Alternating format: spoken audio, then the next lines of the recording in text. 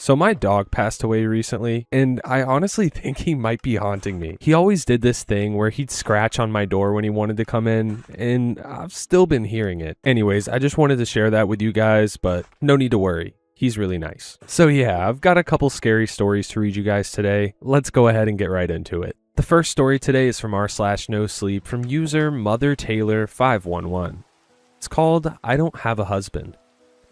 Okay, haha, very funny that I'm posting this in a subreddit full of ghosts and other spooky wacko things. I guess above all else, getting no play is what keeps folks up at night. But jokes aside, this isn't a troll. This isn't mindless complaining, and it sure as hell isn't funny. I don't have a husband, and I don't want to have one.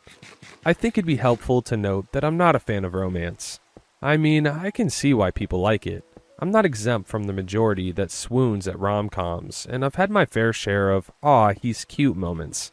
But when it comes to actually thinking about sharing my life with someone else, it's like thinking about a parasite. Who has the time to be sending good morning texts every day? And don't get me started on my ever-growing list of pet peeves and icks. Maybe I'm just picky, or maybe I've just never been in love. But I'm fine with growing up and only ever having friends. Maybe a few exotic pets. Romance, as I see it, is boring and inconvenient. You can imagine my shock when I noticed a second toothbrush in my toothbrush holder last month. I had spent the better part of the morning milling about. The night prior, I had noticed that my clothes bin was overflowing, and by morning, I was ironing and sorting what had been dried last night, just to get it out of the way. Between that and getting distracted with some other mess, I had neglected brushing my teeth, right up until I sighed and smelled death. When I had rushed to the bathroom, I wildly grasped for my toothbrush, already turning on the tap so I could speed things up. Laundry was already tedious enough, and I didn't want to push it back any further. If I took too long here, then I'd forget about all my clothes. I only gave pause when I noticed how weird the bristles felt. They felt out of place and sharp, almost as if the person using them had been scrubbing the enamel off their teeth. Which, no, that couldn't be right. I just bought that brush. Even if I was in the habit of punishing my teeth every morning, there's no way it could have gotten like that already. I looked back to my toothbrush holder, finding that my regular brush was where I'd left it last night. The one I was holding was used, thin, and not mine. I got my carbon monoxide checked the same day. Call it paranoia, health anxiety, or whatever, but there's no way in hell I'd brush something like that off easily. Pun intended. I've seen far too many movies and have screamed at way too many dumb characters on TV to repeat their silly mistakes. It turned out, however, that things were fine with my carbon monoxide, and there weren't any other leaks in my apartment either. When the two maintenance guys who had come out to check were leaving, one nodded towards my shoe rack. If you're still experiencing the same symptoms, you and your husband ought to take a visit to the hospital. He shook his head. Pal of mine thought it was his monoxide too. Turns out he had something up with his brain. Pal of mine, my butt. I've seen that Reddit post before. Regardless of the blatant plagiarism, I plastered on a polite smile and sent the two men on their way. It had only registered that he had said husband when I nearly busted my nose tripping over a pair of dirt-caked work boots. I frowned, first at the implication that those boots couldn't have been mine, then at the realization that those boots actually weren't mine. There were odd little things like that all the way throughout my house. Like, for example, when I'd finally gotten around to putting away my clothes, I noticed old shirts, a few sizes too big, company logos that I've never bought from, wide across the front. Across the span of a few weeks, I received voicemails from people I'd never heard of, all seeming to congratulate someone for something. There's this cafe I frequent, one just around the corner from where I work. On occasion, on slower days, I'd find myself smiling about how cute the barista is.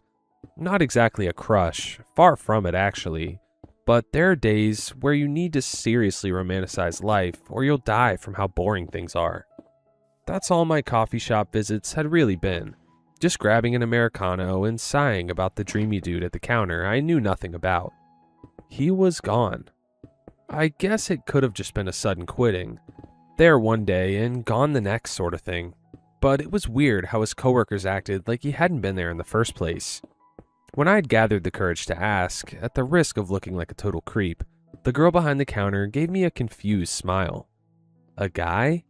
She tilts her head, black hair slipping from where it had been tucked behind her ear.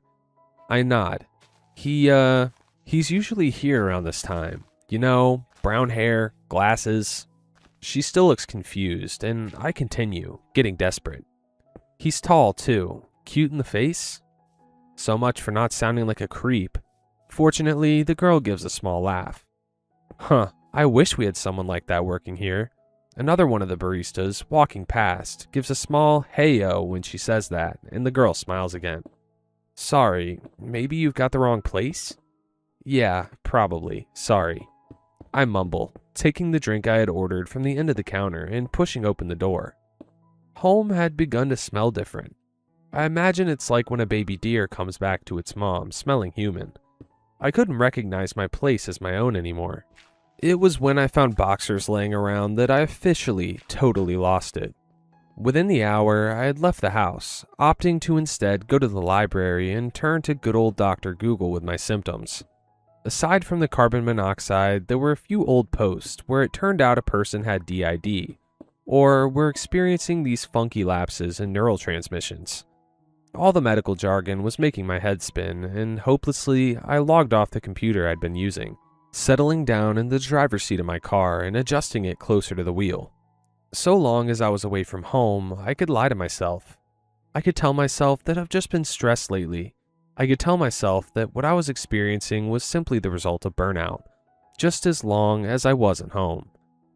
I wound up walking mindlessly around the grocery store, picking at produce and convincing myself that I wasn't scared to go home. Why would I be? There shouldn't be anything I wasn't expecting. I knew there wasn't. As my hand curled around a yellowish-green mango, something felt foreign and odd on my ring finger, flush against the skin of the mango and the skin of my hand. I didn't look to see what it was. I'm beginning to get the impression that it's supposed to be there. Imogen, yoo-hoo! The shrill voice of my neighbor, Miss Karatar, rang from across the produce section, and she waved me over. Miss Karatar had a passion for community like no other. Remarkable, really. If you pointed to any one person in the grocery store and asked her about them, 9 out of 10 times she'd be able to give you their name and at least one fun fact. Right now, we were exchanging pleasantries. She was ranting about the antics the kids in the apartment building were getting up to. You know, she begins, fully turning away from her grocery cart, if I weren't just visiting my daughter, I'd have half a mind to complain to the landlord about the noise. It's outrageous. I just smile and nod, not really paying the conversation any mind until she leaned in close, eyes brimming with mischief. Although, I wouldn't mind seeing any new babes from you two. She leans back, tittering to herself. Really, you ought to see my real grandson. A real-life cherub, I tell you. Oh, I've got a picture too. Her voice fades into the rest of the grocery store ambiance, and I take account of what's in my cart in an attempt to calm myself. There's trail mix. I hate trail mix. Why would I buy it? On my drive home, the whole way through, I hardly feel anything outside of a growing dread. When I get into the apartment building, I can hear kids running around in the halls from all the way down here. I take the elevator. When I fling my door open, I hang my keys next to another set. I set the groceries down on my counter. I place the trail mix somewhere I know he'd find it. I look towards my shut bedroom door, and I can hear breathing. I don't know what to do. I'm still in my kitchen. I don't know what the hell is in my bedroom. I don't have a husband. I don't want to have a husband. So why do I have one? Have I always had one? I don't want to go to sleep. Okay guys, so you know I'm not a doctor. But this person either has early onset dementia or they sneezed a little too hard and accidentally jumped to a different dimension. I really like this comment. You probably married the barista years ago and this is a 51st Dates situation where you hurt your head and don't remember anything. Those who haven't seen 51st Dates, banger movie. Definitely check it out. Anyways, shout out to Mother Taylor 511 for letting me read this story, and let's go ahead and get on with the next one. It's from r/scary and unsettling from user Akasha RVN, or Akasha Run. It's titled, The Old Man in Apartment 3B Told Me Not to Tell Anyone My Name. I moved into this building about 4 years ago. It's an old place, brick and ivy, the kind of building where the hallways smell like someone's cooking and the radiators clank all winter. I don't mind it. It's affordable and the neighbors keep to themselves. Well, most of them. There's an old man who lives in 3B. I started seeing him my first week here. He'd be in the hallway around 7 a.m., standing by his door, holding a cup of coffee. He always wore the same thing, a brown cardigan, slightly frayed at the cuffs, gray slacks, slippers that looked like they'd seen better days. I said good morning to him for the first time. He nodded, didn't smile, just looked at me with these tired eyes and went back inside. It became a routine after that. Every morning, 7 a.m., I'd see him. Sometimes I'd be heading out for work. Sometimes I'd be coming back from the store. But he was always there. Same spot, same coffee, same cardigan. I'd say, "Morning, Mr. Wiseman." He'd give me that tired nod and go back inside. That was the extent of our relationship.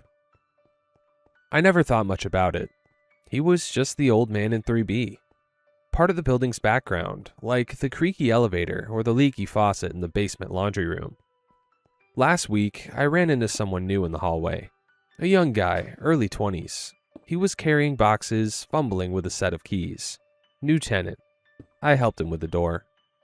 "Thanks," he said. "I'm in 3A. "Nice," I said. "Your neighbor's pretty quiet. Old guy, keeps to himself." He looked at me funny. 3B? "Yeah, been here for years, I think." He shook his head. "The landlord told me 3B's been empty since before I signed the lease. Like a decade." I laughed. I thought he was joking, but he just stared at me with this confused look on his face. "I see him every morning," I said. "He's always there, around 7 a.m., standing by his door." The guy shrugged. "Maybe you're thinking of another building." I wasn't. I went back to my apartment that evening and tried to remember when I'd last seen Mr. Wiseman. This morning, actually, 7 a.m., same as always. I'd said good morning and he'd nodded and gone back inside. I went to the landlord the next day. Miss Chen. She's been managing this building for 20 years. She knows everyone, everything. 3B? She frowned. Nobody's lived there since 2009. The tenant passed away. It's been sealed up ever since. "There's a man there," I said. "I see him every morning." She gave me a long look. "You need to get more sleep." I didn't argue. I just thanked her and walked away. That night, I didn't sleep. I sat by my window, watching the hallway. At 6:55 a.m., I opened my door and stepped into the hallway. 3B was dark. The door was shut. No coffee cup, no cardigan, no old man. I knocked. No answer. I checked the peephole. Nothing. I told myself I was imagining things. The stress of work, the lack of sleep, my mind playing tricks on me. The next day, I went to work early. I didn't look at 3B. The day after that, I came home late. I avoided the hallway. But this morning, I heard something. A door opening. Soft footsteps. I got up and looked through my peephole. He was there, standing by his door, holding his coffee. Same cardigan, same tired eyes. I opened my door. He turned and looked at me. He nodded. "Morning," he said. First time ever.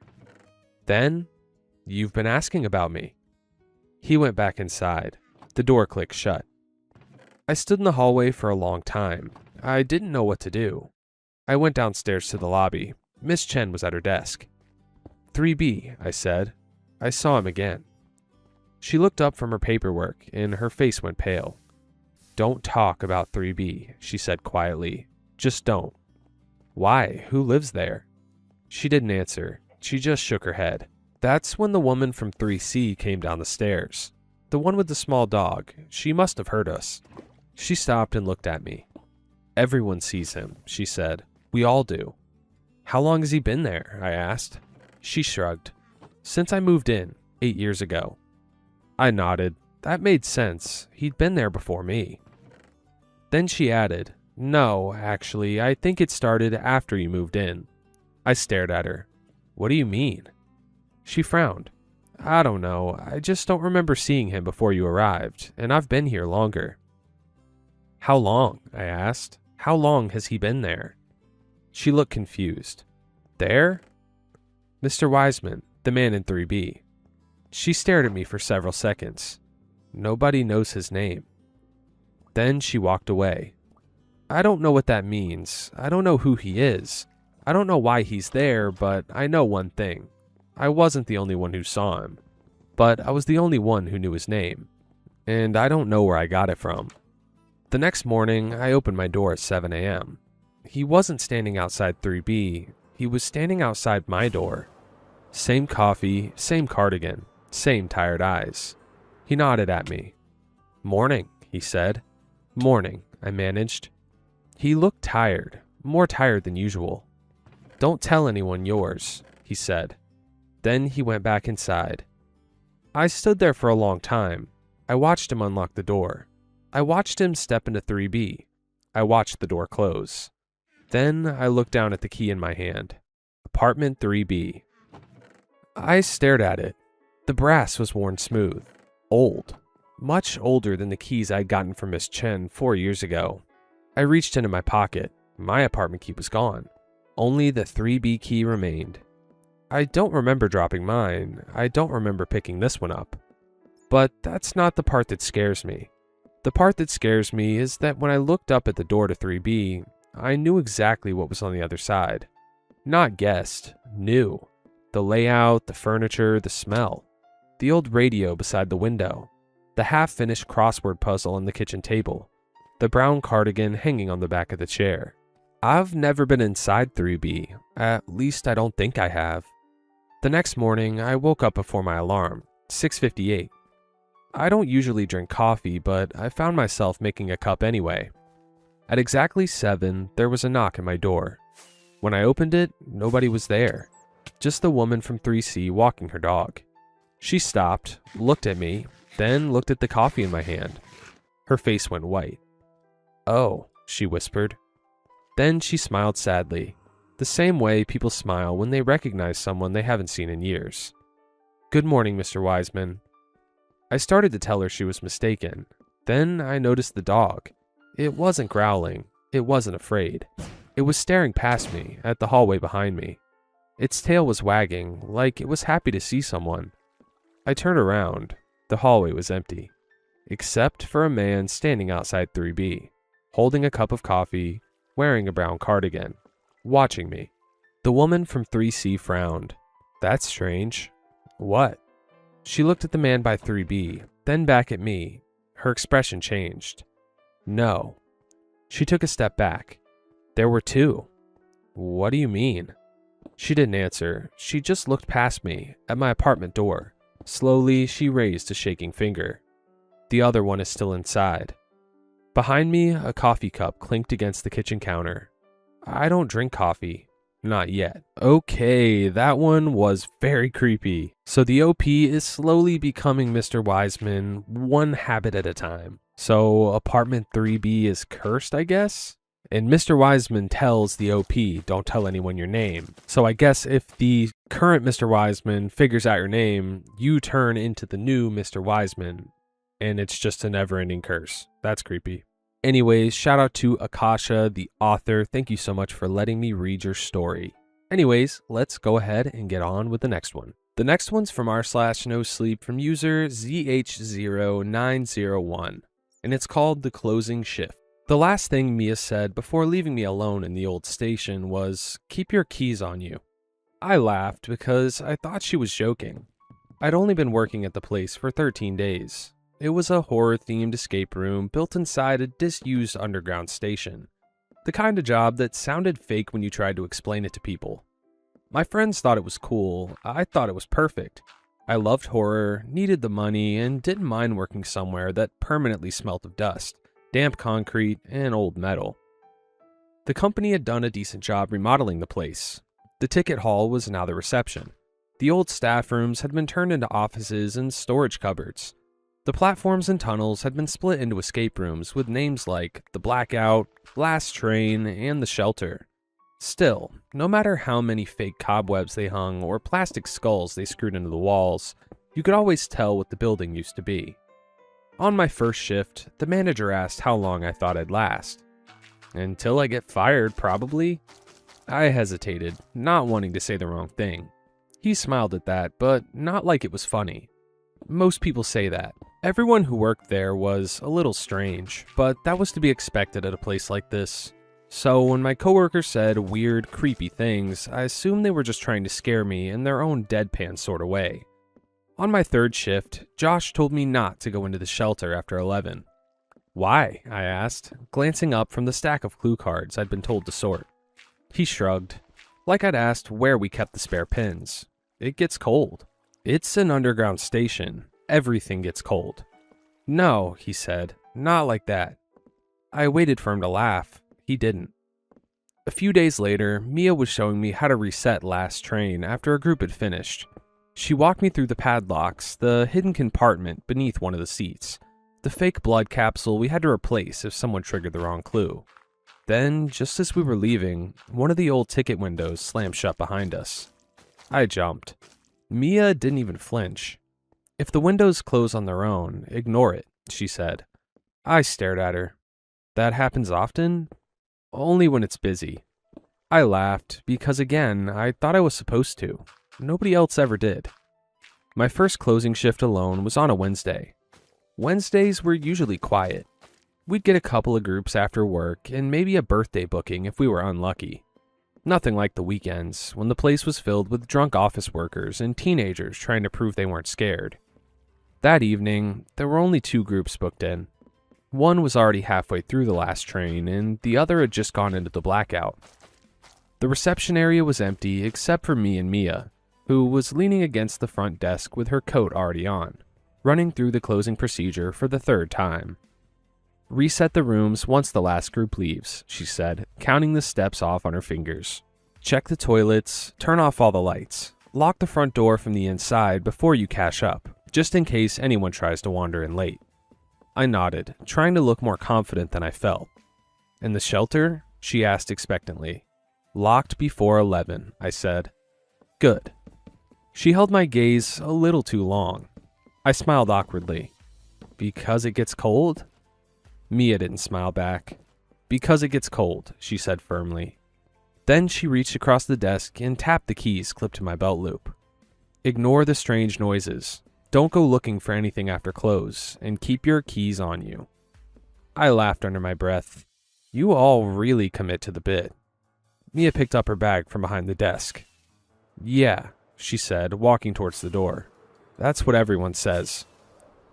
The bell above the front door chimed as she stepped out into the street.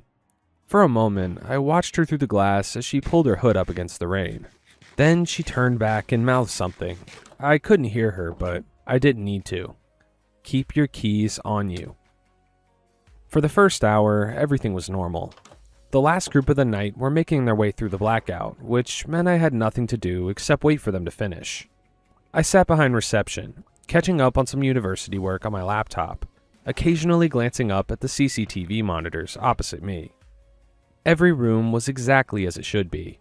The customers were arguing over clues, laughing whenever someone triggered a jump scare, and taking far longer than they should have to solve the puzzles. Then something moved on one of the screens. Not in the blackout, the shelter. I looked up properly, my fingers still resting on the keyboard. The camera feed was grainy and gray, the way it always was in that room. The shelter had been designed to look like an old wartime bunker, with rows of wooden benches, cracked tiles, sandbags piled up against the walls, and a fake collapsed doorway at the far end. It was one of our best rooms, apparently. I hadn't worked there long enough to be trusted with resetting it on my own yet. The room was supposed to be empty. I leaned closer to the monitor, and for a second, I thought I saw someone move between the benches. Just a dark blur slipping from one side of the screen to the other. Then it was gone. I checked the booking system. No one was supposed to be in the shelter. My eyes drifted to the old station clock mounted above reception. 11:05. "Shit," I muttered. Mia's voice came back to me at once. The shelter, locked before 11. I stood up quickly, trying to ignore the sudden tight feeling in my chest. It was fine. 5 minutes wasn't exactly a disaster. Maybe the cameras were glitching. Maybe Josh or Mia had left something in there to mess with me. That seemed like the kind of thing they'd do. Probably. The corridor to the shelter seemed longer than it had earlier. With every step, the air grew colder. Not the ordinary underground chill I'd already got used to, but something sharper, deeper, like the cold had been waiting behind the walls and had only just made its way out. By the time I reached the door, goosebumps had risen along both my arms. I stopped with my hand hovering over the handle. There were voices inside. Not one voice, dozens. Low, overlapping whispers on the other side of the door. Too quiet for me to make out individual words, but too clear to be mistaken for pipes or old speakers. It sounded like a crowd trying very hard not to be heard. My fingers trembled as I reached for my keys. For one horrible second, I couldn't find them. Then my hand closed around the cold metal clipped to my belt loop. I let out a breath I hadn't realized I was holding. "Just lock it," I whispered to myself. "Lock it and go back." The key slid into the lock easily. From inside the room, the whisper stopped. All at once. I turned the key. The lock clicked, and for a moment, nothing happened. I stepped back. "Okay," I said under my breath, forcing out a strained laugh. "That's fine. That's probably fine." It was only 5 minutes after 11. Maybe my coworkers were messing with me. Maybe this was some stupid prank they pulled on the new starter. I kept telling myself that as I walked back to reception. I did not run. By the time I got back to reception, the blackout had 5 minutes left on the clock. I sat down, opened my laptop, and tried to focus on the paragraph I'd been halfway through before the camera moved. I stared at the screen until the words stopped looking like words. Then the timer on the blackout hit 0. A few seconds later, the door at the far end of the corridor opened, and the last group stumbled out, laughing too loudly in the way people do when they're trying to shake off fear. There were 4 of them, all in their early 20s, still buzzing from the room.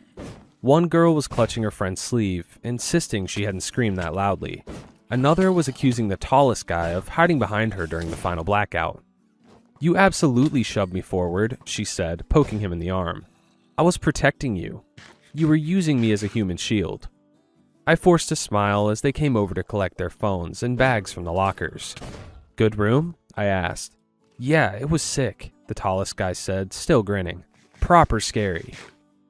"The crying woman was horrible," one of the girls added, laughing as she pulled on her coat. "Like genuinely horrible. Whose idea was that?" I froze for a moment before looking up from the locker keys. "What crying woman?" "The one in the corner," she said, "near the end, when all the lights went out." Her friend nodded quickly. "She was just sitting there, sobbing. I thought she was a mannequin at first, then she moved." An uneasy feeling settled low in my stomach. There was no crying woman in the blackout. There were no actors assigned to that room at all. I glanced past them towards the corridor, where the open door to the blackout waited in the dim light. "Right," I said, forcing another smile. "Yeah, she's new." The group laughed, impressed. "Tell her she was terrifying," the girl said. "I will." They gathered their things and headed for the exit, still giggling, still accusing each other of screaming first. The bell above the front door chimed as they left, and the station fell quiet again. After they left, I checked the monitor for the blackout. The corner they had pointed out was empty. That somehow made it worse. I still had to reset the room. For a few seconds, I stood behind the desk, staring at the screen and trying to convince myself that they had imagined it.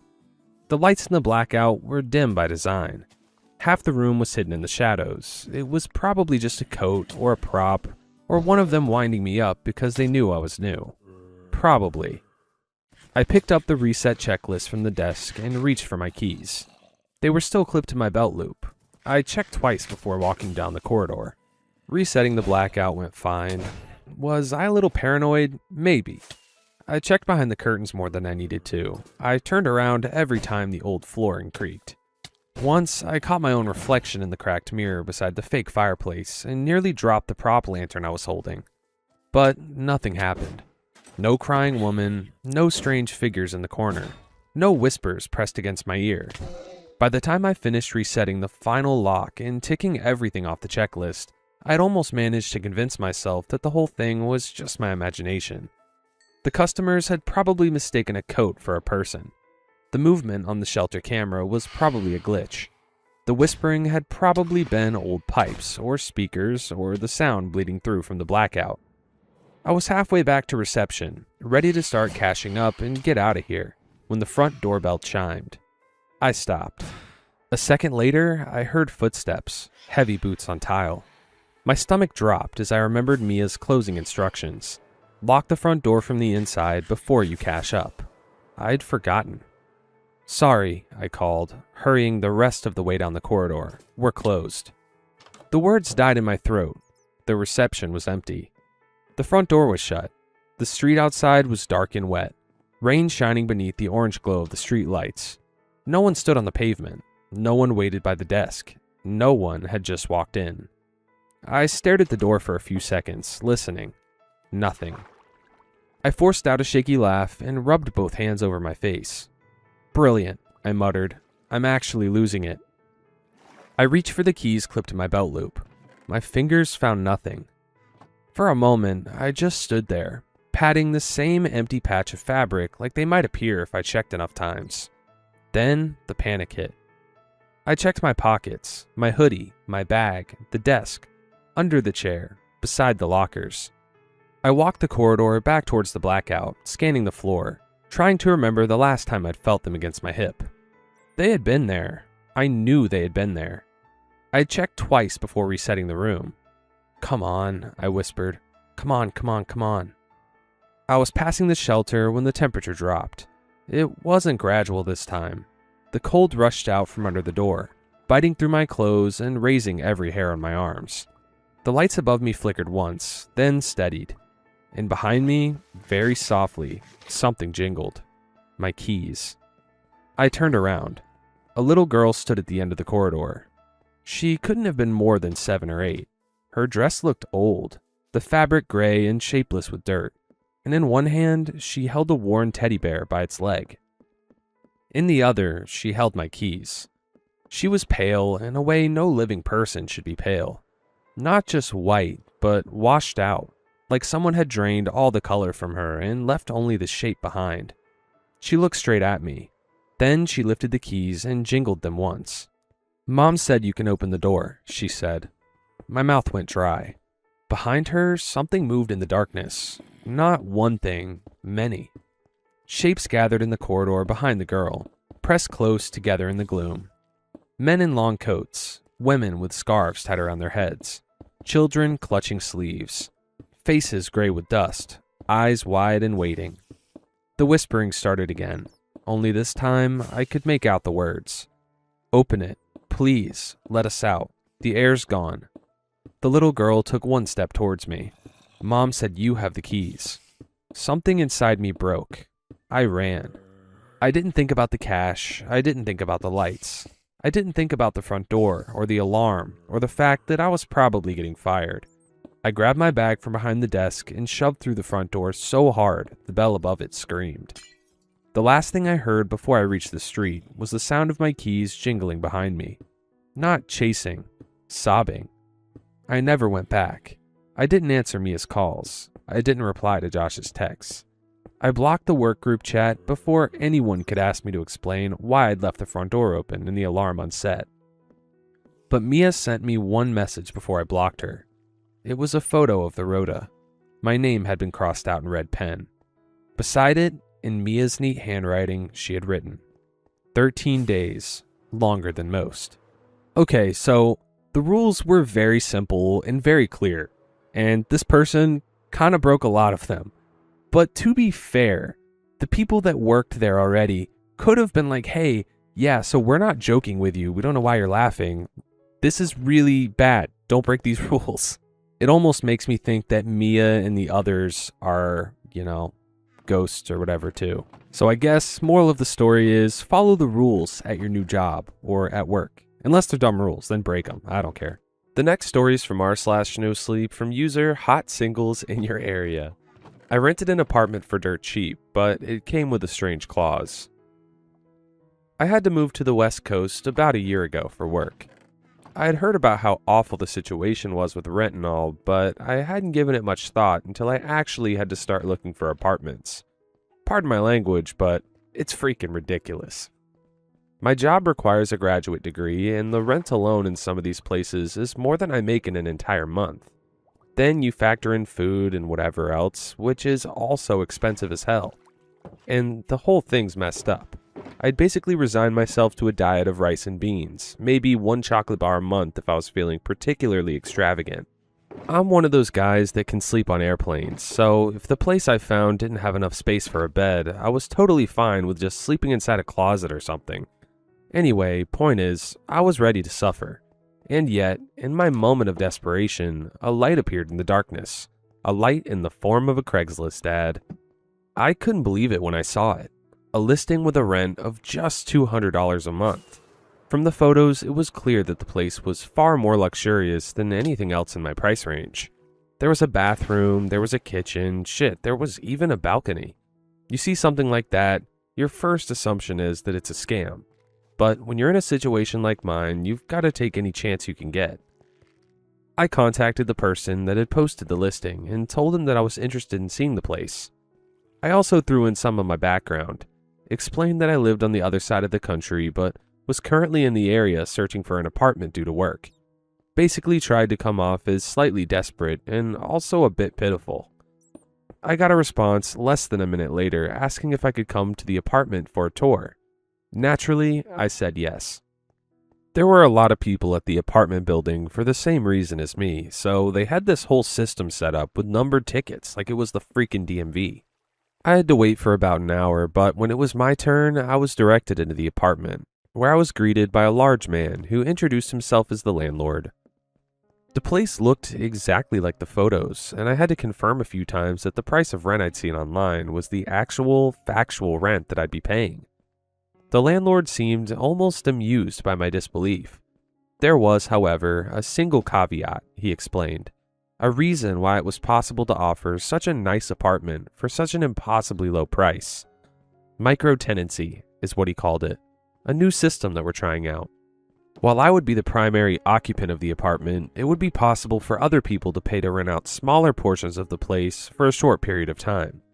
If somebody really needed to take a shower, for example, they could pay money to use mine for 30 minutes. With enough of these micro-tenants, the apartment would make more than enough money to offset the ridiculously low rent.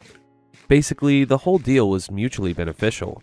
The landlord makes a shitload of money, and I get a cheap apartment as long as I can handle disturbances every once in a while. The whole concept sounded absurd, but I wasn't about to complain. If the landlord thought an arrangement like that would make him more money than just renting the place out normally, well, that wasn't my problem.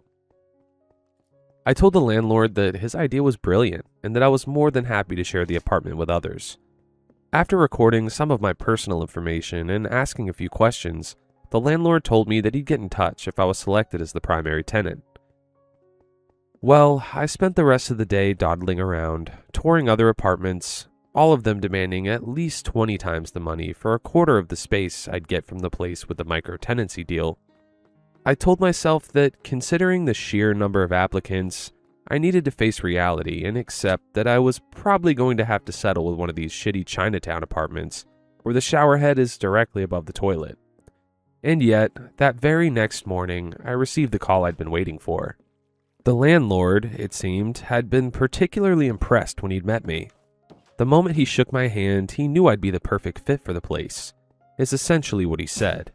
And so, I had my apartment, and a month later, I moved in without any hassle. The visitors began to arrive around a week into my lease. They would show up to use my bathroom, take a nap in my bed, work out on the elliptical trainer I'd brought over. It felt strange at first, but the visitors seemed to be getting something out of being in my apartment, so it wasn't too hard to get used to. Still, it always surprised me to come home from work and be greeted by a stranger sitting on my couch. Sometimes I would try to chat them up, but all I'd ever get was a strange look. Like maybe they realized how awkward the whole deal was as well as I did. Those were the normal ones.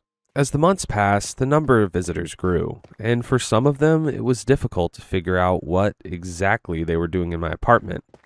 People would show up while I was working out, and then just stand there, watching me. Others brought sketchbooks with them and drew pictures of me while I was eating dinner. I caught one trying to steal my socks. Another walked into the bathroom and started tapping on the glass while I was taking a shower. You get the idea. At times, I considered bringing these things up with the landlord, but I was worried that doing so might get me kicked out onto the streets, so I didn't. Ultimately, I reasoned, none of these visitors were doing anything directly harmful. Annoying, sure. Strange, yes, but that was about it. I was sleeping one night, as I tend to do, when I awoke to a strange feeling in my cheeks. As my eyes adjusted to the darkness, I realized that something was standing over me and rubbing my face with their hands. I sat up suddenly and the visitor yelped, then began to retreat towards the door. I was still groggy from having woken up less than a minute ago, plus I was totally nude, so by the time I managed to get out of bed to chase after them, they were already long gone. Whether or not I locked the door didn't matter, since the visitors always had a key, so I sat in front of the door until sunrise, completely unable to sleep. As soon as I got off work that day, I marched into the landlord's office and explained what had happened the night before. The landlord, for what it's worth, turned bright red and began apologizing to me profusely, saying that what had happened was totally out of line and would never happen again.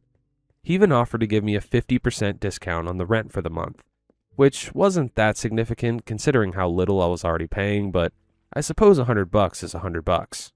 Although the landlord had sounded sincere, something about the whole incident had planted a sort of seed in my mind, a thought I couldn't quite shake. I bought one of those night vision cameras off Amazon, set it up in the corner of my bedroom, and let it run for a few days. When I checked the footage, my suspicions were confirmed. The visitors were there at night too. As I slept, they would enter my room and watch.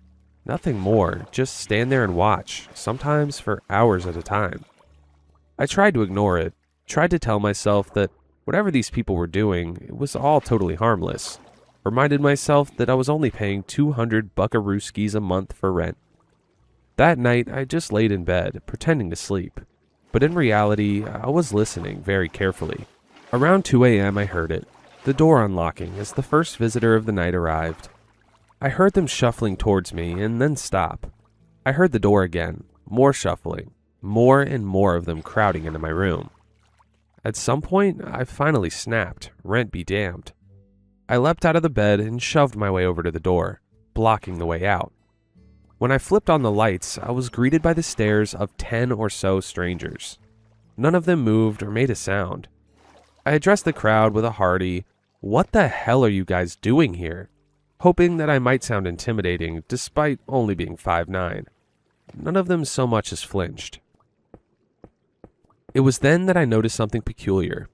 The face of one of the visitors, who appeared to be a woman in her late 30s, was sagging at the eyes, far more than the face of even a woman that age ought to. It was as if part of her skin had simply come loose from her skull. I quickly scanned the faces of the others, but couldn't see anything off about them. It was only that particular woman. Not thinking too hard about the legal implications, I lunged toward the woman and grabbed her by the cheeks, seizing the opportunity. The rest of the visitors slipped past me and ran out the door, while the one I had grabbed began to struggle and yell at me in a language that sounded like Italian, but probably wasn't. While I haven't touched many women, I could immediately tell something was wrong with this one. Her skin was so loose, and as she tried to escape my mannish grip, I could feel something beneath her skin. Something wriggling. Something inhuman. I pulled. Then, in the woman's face, no, her entire head came off. And I realized that what I was holding was one of those rubber masks like they use in Point Break, only more realistic. I was stunned, shocked, like a dog that had tried to move out of its bed. And while I was in that state, the woman used the opening to circle around me and escape through the door the rest of her compatriots had used. As she did, I managed to catch a glimpse of what had been under the mask. A great mass of worms where her head should have been, all wet and wriggling and alive. Unsure of how to proceed from there, I grabbed a knife from the kitchen and spent the rest of the night sitting in front of the door. But nobody else appeared after that. The next morning there was a knock on the door, and I would have shit myself then and there if said knock hadn't immediately been followed by the landlord's voice announcing his presence. I quickly put on some clothes and then let him in, hopeful that he would explain to me what had just happened a few hours prior. Instead, he handed me an eviction notice. I played dumb, asking what the issue was and what I could do to resolve it. "You attacked one of the micro-tenants," was his response. Now that my ass was on the chopping block, I found myself regretting everything I'd done the night before. I told the landlord that the people visiting my apartment weren't actually people and that something messed up was going on. I thought maybe that would turn the tides a bit in my favor, but the landlord just nodded and smiled at me, sensing that things weren't looking good as I got on my knees and told the landlord that, okay, maybe they weren't human, but that was fine. Now I knew there wasn't anything to be afraid of, so please just let me stay in this apartment. The landlord looked down at me with a queer glow in his eyes, possibly cataracts. "That's the issue," he said, "more or less. You know too much, and now that you know, you're going to behave differently, unnaturally. Can't have that." With that, he turned and waddled out of my apartment. As the door closed, he called out to me, "It's a shame. You were quite popular." That was a few days ago. 3 more and I have to be out of here. There haven't been any visitors since that night, and yet, when I look out the windows, sometimes I can see people out there, staring in. I swore one of them was wearing a shirt with my face on it. Maybe I'm just imagining things. Anyway, I'm still looking for a new place to live. Had to sell the elliptical trainers since I might be living in a box under a bridge somewhere for a while. Once I'm gone, I reckon that ad will go up again. If you're lucky, maybe you'll find it. Maybe you'll even become the next tenant. And if you do, play dumb. And remember that they're only there because of you. Guys, if it sounds too good to be true, it's too good to be true. You get to live somewhere for $200 a month in a nice luxury apartment with a balcony, but worm people watch you sleep. I'd have to say, I'd prefer the box under the bridge. The next story is from r/nosleep from user afed13. I told my wife I'd pick her in every life. She said I already have, and she makes sure I do each time. She was a prankster, and so I assumed she was just being silly. "Yeah, why wouldn't you? I'm a great husband," I said, laughing off the joke. "I'm not joking, actually. Usually, I like to wait until you're closer to the end to tell you, but you'll be gone soon enough. I told you to schedule that doctor's appointment." "Yeah, okay, Vera, whatever you say." I was barely unsettled. She was a weird girl, part of why I liked her. As I started to walk into the bedroom, she grabbed me by the wrist. "Sam, I'm not joking." "Okay, I'll bite. What are you talking about?" "I've known you for probably 2,000 years, and most of us pick a person for one lifetime and then switch it up. But you, Sam, you have been so profoundly depressed in each life, it's like I hit the jackpot. The best thing is when you have plenty of hope for it to only be destroyed. I was really looking forward to this time, but you were stupid and waited for the doctor's appointment. You only had a few weeks anyways, but now I'm going to miss out on the hope of being crushed once the doctor realizes there's nothing they can do." She didn't laugh. She didn't smirk. She was dead-eyed. "You're not going to scare me into going to a stupid doctor's appointment. I'm 33. I don't have cancer. You foolish humans will do anything to convince yourselves you're immortal. Even the greatest minds on your planet don't live longer than 120 years or so. Why do you think that is? Don't you think after all these years of human evolution, you would have figured this out by now? Don't you think it's strange so many other life forms that are so less advanced don't experience this? Xenosense, biological immortality. The reptiles have it figured out, but they're a dumbed-down version here." Horrified at the mental break my beloved wife was experiencing, I asked her to go to the emergency room with me so she could be checked out. She agreed, if I told them I had stomach issues and got myself checked. Fine.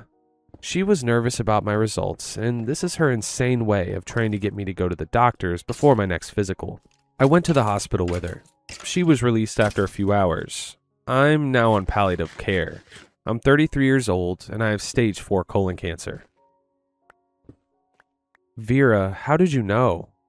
"Know what?" Vera said it indifferently. Her husband of 2 years had a month left, and she didn't seem like she cared at all. In fact, she seemed perturbed by how long it was taking. "About my cancer. What's wrong with you?" "Honey, I already told you. You're never going to understand this, and I've even taken a liking to you. I don't love you, obviously, but I do love the substance you provide. That's why I pick you every time. I always make sure you get a better deal than the other prisoners. I do a lot for you that you don't even understand. You know, the first time I met you, you were a slave in Rome in 26 BCE, or whatever you call it. I had just started out here and had to find my own food, and for some reason, I picked you. I was foolish then. I didn't request for you to be with me again. I had no power anyways, but I also just assumed all slaves at that time experienced the same feeling. Vera, you sound crazy. Yes, and you're ignorant. You humans don't even see or care what you do to animals with your industrial farms. At least we let you walk around and live a life. It's not my fault that you never believe me, but I don't care. I'll wait another 16, 20 years, and I'll be back, feeding off your energy. What I like about you, though, is your naivety. You don't ever believe me, and I've told you the truth each time for hundreds of years. I'm definitely one of the lucky ones. She said it with a sick smile on her face, clearly uncaring of how this was affecting me. I'm not crazy, so I assumed she was still pulling some weird prank or was going through an episode of psychosis that hadn't been picked up yet. I decided to play along. Alright, Vera, let's just say this is true. Why would I ever believe something so asinine? Well, I've done this before and you typically die right after, but I do want to kind of speed up this process since I'm getting hungry. Humans think we all feed off the whole earth.